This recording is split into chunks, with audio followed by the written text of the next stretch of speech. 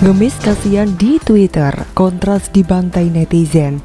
Ganti nama saja jadi kontrol. Ditulis oleh Manuel di seaworld.com. Halo, selamat menyaksikan informasi dari channel Tanda Seru. Kontras sekarang ini makin mirip pegawai KPK yang dipecat. Rendah banget harga diri mereka. Sebagai pegawai KPK yang pernah dianggap keren, harusnya mereka bisa melakukan cara-cara yang bagus dan efektif untuk balik ngantor. Ada kementerian yang mengatur ketenaga kerjaan, tapi malah cuit. Demikian juga isinya sama orang-orang kontras yang menganggap sebagai kontrol sosial bagi kebebasan berpendapat yang mengacu kepada hak asasi manusia. Kontras sebagai pejuang HAM harusnya bisa membawa somasi dan laporan yang dilayangkan kepada mereka dengan elegan. Lah ini lewat Twitter, kita tahu ada dua orang kontras, yakni berjenis kelamin laki-laki dan perempuan. Satu, Haris Azhar, dan satu lagi gue gak peduli dan males cari. Mereka ini di dalam video YouTube memfitnah Luhut Binsar Panjaitan dengan mengatakan Luhut ini ada main tambang di Papua. Tanpa data dan tidak bisa diketahui faktualitasnya, ya Luhut marah dan tersinggung dengan apa yang dilakukan di video tersebut oleh cewek dan cowok yang koar-koar dan menganggap diri sebagai pejuang HAM dan pembela orang Papua. Koar-koarnya gak jelas, cenderung fitnah, tidak karuan ngocehnya. Lalu apa yang terjadi? Mereka dilaporkan ke polisi atas dugaan pencemaran nama baik.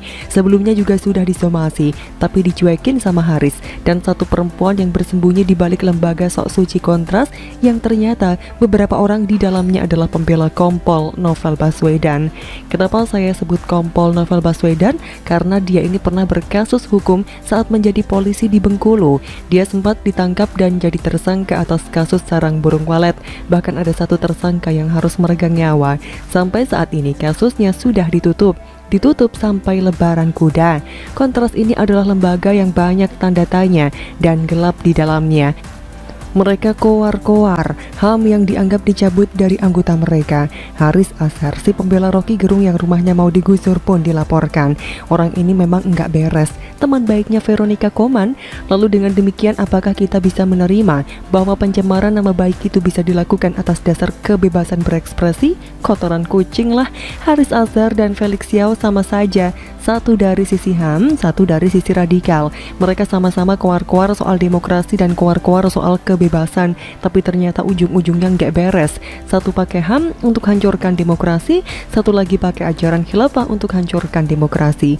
Memang kedua orang ini jangan-jangan saudaraan, saudara dalam ingin melihat NKRI terpecah-pecah. Haris ingin pecahkan Papua lewat fitnahannya terhadap Luhut Panjaitan yang dianggap punya bisnis besar di sana, sedangkan Felix ingin pecahkan Indonesia lewat ajaran radikalnya yang mengerikan.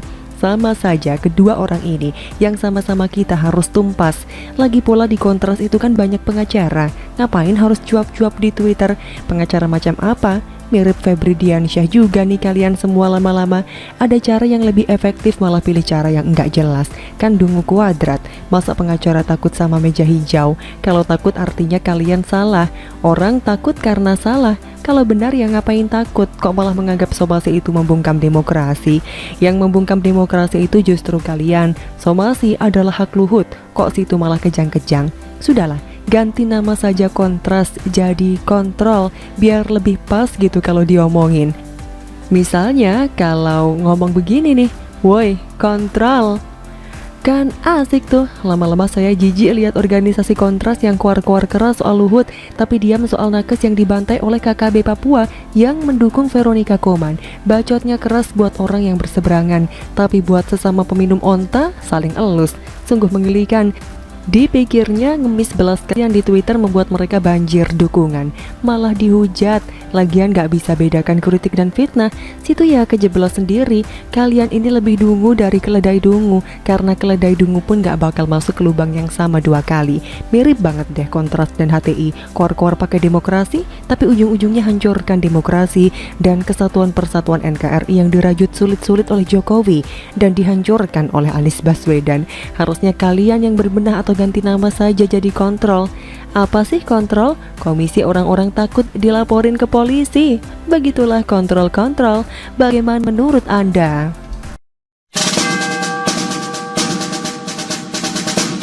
Presiden PKS, jangan merasa paling Pancasilais. Lah emang situ Pancasilais? ditulis oleh Joe Putra di seaworld.com. Halo, selamat menyaksikan informasi dari channel Tanda Seru. Pancasila sebagai ideologi bangsa merupakan kumpulan nilai dan norma yang benar-benar harus dimiliki di setiap kehidupan rakyat Indonesia. Pancasila adalah nafas untuk menggerakkan kehidupan berbangsa dan bernegara. Oleh sebab itu, pengamalan nilai-nilai luhur Pancasila dalam kehidupan kita menjadi sebuah keharusan. Pancasila identik dengan bangsa Indonesia. Keberadaannya membuat bangsa ini satu dan utuh.